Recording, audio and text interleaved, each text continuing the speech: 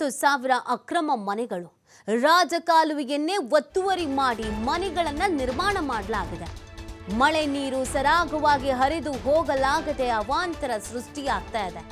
ಸಣ್ಣದಾದ ಮಳೆಯಾದ್ರೆ ಸಾಕು ಪ್ರವಾಹದ ಆತಂಕವೇ ಎದುರಾಗ್ತಾ ಇದೆ. 120 ಸ್ಲಂಗಳಲ್ಲಿ ಬಹುತೇಕ ಅತಿಕ್ರಮಣ ಮಾಡಿ ಮನೆಗಳ ನಿರ್ಮಾಣ ಮಾಡಲಾಗಿದೆ. 15 ದಿನಗಳ ಹಿಂದೆ ಸುರಿದಂತ ಮಳೆಗೆ 1701 ಮನೆಗಳಿಗೆ ನೀರು ನುಗ್ಗಿಬಿಟ್ಟಿದೆ. ಧಾರವಾಡ ಜಿಲ್ಲೆಯಲ್ಲಿ ಸುರಿದ ಮಳೆಗೆ 1701 ಮನೆಗಳಿಗೆ ನೀರು ನುಗ್ಗಿದೆ. ಈ ಪೈಕಿ ಹುಬ್ಬಳ್ಳಿ ನಗರ ಒಂದರಲ್ಲೇ 1307 ಮನೆಗಳಿಗೆ ನೀರು ನುಗ್ಗಿದೆ. ಈ ಸಮಸ್ಯೆಗಳಾಗ್ತಾ ಇರೋದು ರಾಜಕಾಲುವೆಯನ್ನು ಒತ್ತುವರಿ ಮಾಡಿಕೊಂಡು ಮನೆಯನ್ನು ನಿರ್ಮಾಣ ಮಾಡಿರುವಂಥ ಹಿನ್ನೆಲೆಯಲ್ಲಿ ಈ ಎಲ್ಲ ಮನೆಗಳನ್ನು ರಾಜಕಾಲುವೆ ಮೇಲೇನೆ ನಿರ್ಮಿಸಿರೋದು ಕೂಡ ಗೊತ್ತಾಗ್ತಾ ಇದೆ. ಇವುಗಳನ್ನು ತೆರವು ಮಾಡಲಿಲ್ಲ ಅಂತಂದರೆ ಸಾಕಷ್ಟು ರೀತಿಯಾದಂಥ ಸಮಸ್ಯೆಯನ್ನು ಎದುರಿಸಬೇಕಾಗತ್ತೆ. ಬಟ್ ಈಗ ತೆರವು ಮಾಡದೆ ಇವ್ರು ಹೋಗೋದೆಲ್ಲಿಗೆ, ಇರೋದೆಲ್ಲಿಗೆ? ವಯಸ್ಸಾಗಿರೋರು ಇದ್ದಾರೆ, ಮಕ್ಕಳುಗಳೆಲ್ಲ ಇದ್ದಾರೆ. ಒಮ್ಮೆಲೆ ತೆರವು ಅಂತ ಅಂದುಬಿಟ್ರೆ ಕತಿಗೇನು ಅನ್ನೋದು ಪ್ರಶ್ನೆ. ಆದರೆ ರಾಜಕಾಲುವೆಯನ್ನು ಒತ್ತುವರಿ ಮಾಡಿ ಮನೆ ನಿರ್ಮಾಣ ಮಾಡಿರೋದ್ರಿಂದ ಮಳೆಗಾಲ ಕಳೆಯುವುದಕ್ಕಂತೂ ಸಾಧ್ಯ ಆಗಲ್ಲ. ಸೊ ಈ ಹಿನ್ನೆಲೆಯಲ್ಲಿ ಈಗ ಏನು ಮಾಡುತ್ತೆ ಜಿಲ್ಲಾಡಳಿತ ಅನ್ನೋದು ಪ್ರಶ್ನೆ. 120 ಸ್ಲಂಗಳಲ್ಲಿ ಬಹುತೇಕ ಅತಿಕ್ರಮಣ ಮಾಡಿನೇ ಮನೆಗಳ ನಿರ್ಮಾಣ ಆಗಿರೋದು. ಈಗ ಇದನ್ನು ತೆರವು ಮಾಡಿಸೋದಕ್ಕೆ ಮುಂದಾಯಿತು ಅಂತಂದರೆ ಇವ್ರಿಗೆಲ್ಲರಿಗೂ ಇರೋದಕ್ಕೆ ಅವಕಾಶ ಮಾಡಿಕೊಡ್ಬೇಕಾಗತ್ತೆ, ಆಶ್ರಯವನ್ನು ಕಲ್ಪಿಸಬೇಕಾಗತ್ತೆ. 1701 ಮನೆಗಳು ಇದೇ ಥರದ ಪರಿಸ್ಥಿತಿಯಲ್ಲಿ ಇದೆ ಅನ್ನೋದನ್ನು ಹೇಳಲಾಗ್ತಾ ಇದೆ. ಇದಕ್ಕೆ ಸಂಬಂಧಪಟ್ಟಂತೆ ಅಲ್ಲಿನ ಪರಿಸ್ಥಿತಿ ಯಾವ ರೀತಿ ಆಗಿದೆ, ಏನು ಸಮಸ್ಯೆ ಇದೆ, ಇದೆಲ್ಲದ್ರ ಬಗ್ಗೆ ಮಾಹಿತಿಯನ್ನು ನೀಡ್ತಾರೆ ನಮ್ಮ ಪ್ರತಿನಿಧಿ ಯಲ್ಲಪ್ಪ. ಬೆಂಗಳೂರು ಮಹಾನಗರ ಪಾಲಿಕೆಯನ್ನು ಹೊರತುಪಡಿಸಿದರೆ ಅತಿ ದೊಡ್ಡ ಎರಡನೇ ಮಹಾನಗರ ಪಾಲಿಕೆ ಅಂದರೆ ಹುಬ್ಬಳ್ಳಿ ಧಾರವಾಡ ಮಹಾನಗರ ಪಾಲಿಕೆ. ಇದೇ ಒಂದು ಹುಬ್ಬಳ್ಳಿ ಧಾರವಾಡ ಮಹಾನಗರ ಪಾಲಿಕೆಯಲ್ಲಿ ಸಣ್ಣದೊಂದು ಮಳೆಯಾದರೆ ಸಾಕು ದೊಡ್ಡದಂಥ ಒಂದು ಅವಾಂತರವೇ ಇಲ್ಲಿ ಅಂದರೆ ಸೃಷ್ಟಿಯಾಗುತ್ತೆ. ಇದಕ್ಕೆ ಮೂಲ ಕಾರಣ ಏನು ಅಂತಂದರೆ ಇಲ್ಲಿ ಒತ್ತುವರಿ ಅಂದರೆ ರಾಜಕಾಲುವೆಯನ್ನು ಸಂಪೂರ್ಣವಾಗಿ ಇಲ್ಲಿ ಅಂದರೆ ಒತ್ತುವರಿಯನ್ನು ಮಾಡಲಾಗಿದೆ.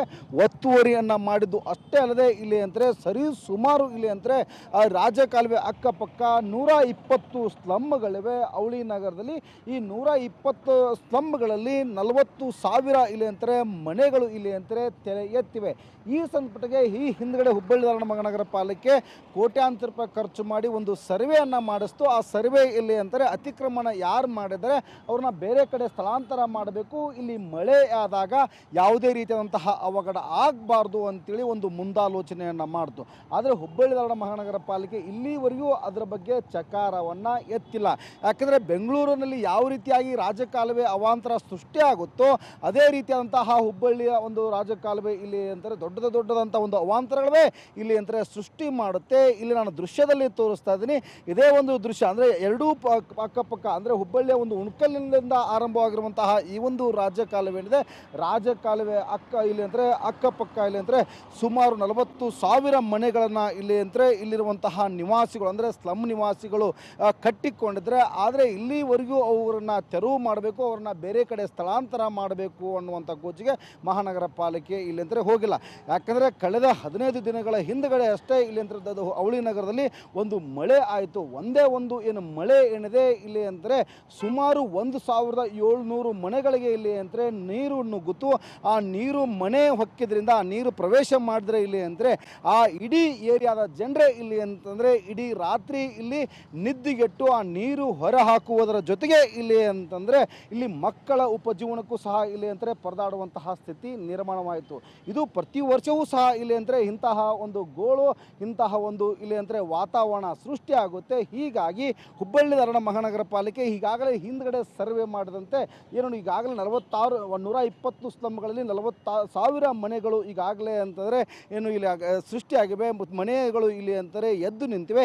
ಇವುಗಳ ಸಂಪಟ್ಟಿಗೆ ಇಲ್ಲಿ ನಿವಾಸಿಗಳನ್ನು ಮನವೊಲಿಸಿ ಇವರಿಗೆ ಒಂದು ಬೇರೆ ಕಡೆ ಒಂದು ಸುಸಜ್ಜಿತವಾದಂಥ ಒಂದು ಮನೆಗಳನ್ನು ಕೊಟ್ಟು ಇಲ್ಲಿ ಅಂತಂದರೆ ಈ ಒಂದು ಮಳೆ ಆದಾಗ ರಾಜಕಾಲುವೆ ಇಂದ ಏನು ಅವಾಂತರ ಸೃಷ್ಟಿಯಾಗುತ್ತೆ. ಈ ಅವಾಂತರಕ್ಕೆ ಇಲ್ಲಿ ಅಂದರೆ ನಾಂದಿ ಹಾಡಬೇಕು, ಒಂದು ಇಲ್ಲಿ ಅಂತ್ಯ ಹಾಡಬೇಕು ಅಂತೇಳಿ ಅವಳಿ ನಗರದ ಜನ ಆಗ್ರಹಿಸಿದರೆ ಈ ಸಂಪಟ್ಟಂಗೂ ಸಹ ಇಲ್ಲಿ ಅಂತಾರೆ ಸರ್ಕಾರ ಎಚ್ಚೆತ್ತುಕೊಳ್ಬೇಕಾಗಿದೆ. ಎಚ್ಚೆತ್ತುಕೊಂಡು ರಾಜಕಾಲುವೆಯಿಂದ ಇಲ್ಲಿ ಅಂದರೆ ಪ್ರತಿನಿತ್ಯವೂ ಸಹ ಇಲ್ಲಿ ಅಂದರೆ ಅವಾಂತರಗಳೇನು ಸೃಷ್ಟಿ ಆಗ್ತವೆ ಆ ಅವಾಂತರಕ್ಕೆ ಇಲ್ಲಿ ಅಂದರೆ ಫುಲ್ ಸ್ಟಾಪ್ ಇಡುವಂತಹ ಕೆಲಸ ಮಾಡಬೇಕಾಗಿದೆ. ಕ್ಯಾಮ್ರಾ ಪರ್ಸನ್ ಜೊತೆ ಯಲ್ಲಪ್ಪ ಸೋಲರ್ಗೊಪ್ಪ, TV5 ಹುಬ್ಬಳ್ಳಿ. 3-4 ಕೋಟಿ ಕಾರ್ಪೊರೇಷನ್ ಖರ್ಚು ಮಾಡುತ್ತೆ. ಇಲ್ಲ, ನಾನು ಇದ್ರ ಬಗ್ಗೆ ಇದು ನನಗೂ ಕೂಡ ಭಾಳ ಸ್ಪಷ್ಟವಾಗಿ ಹೇಳ್ತೀನಿ. ಏನು ಹೂಳು ತೆಗಿತಾ ಇದ್ದಾರೆ ಎಲ್ಲಿನೂ ಕೂಡ ಸರಿಯಾದಂಥ ರೀತಿಯಲ್ಲಿ ನಾವೇನು ಖರ್ಚು ಮಾಡ್ತಾ ಇದ್ವಿ ಆ ಖರ್ಚಿಗೆ ಅನುಗುಣವಾಗಿ ಸರಿಯಾದಂಥ ಹೂಳು ತೆಗೆಯುವಂಥ ಕೆಲಸ ಇಲ್ಲಿ ಆಗ್ತಾ ಇಲ್ಲ ಅನ್ನುವಂಥದ್ದು ಭಾಳಷ್ಟು ಜನರ ಕಡೆ ಕೇಳಿ ಬರ್ತಾ ಇದೆ. ಆ ನಿಟ್ಟಿನಲ್ಲಿ ಅನೇಕ ಬಾರಿ ಇದು ನಾವು ವಾರ್ಡ್ ವೈಸ್ ಡಿವೈಡ್ ಮಾಡಿಬಿಟ್ಟು ಇಷ್ಟಿಷ್ಟು ಅಲೋಕೇಶನ್ ಮಾಡಿಬಿಟ್ಟು ಅದು ಪ್ರಾಪರಾಗಿ ಹೂಳು ತೆಗೆಯುವಂಥ ಕೆಲಸ ಆಗ್ತಾಯಿಲ್ಲ. ಅದಕ್ಕೆ ಇವತ್ತು ಅದು ಸಬ್ಜೆಕ್ಟ್ ಕೂಡ ಮೀಟಿಂಗ್ನಲ್ಲಿ ನಾನು ಪ್ರಸ್ತಾಪ ಮಾಡಿ ಒಂದೇನಾದರೂ ಬೇರೆ ಹೊರಗಿನ ಒಂದು ಯಾವ್ದಾದ್ರು ಕಂಪ್ನಿಗೆ ನಾವು ಪ್ರಾಪರಾಗಿ ಒಂದು ಒಳ್ಳೆ ಕಂಪ್ನಿನ ತಂದು ಕರ್ಕೊಂಡು ಬಂದು ಅವ್ರಿಗೊಂದು ಏನು ಒಂದು ಟೆಂಡರ್ ಕೊಟ್ಬಿಟ್ಟು ಅದನ್ನು ಹೂಳು ತೆಗೆಯುವಂಥ ಕೆಲಸ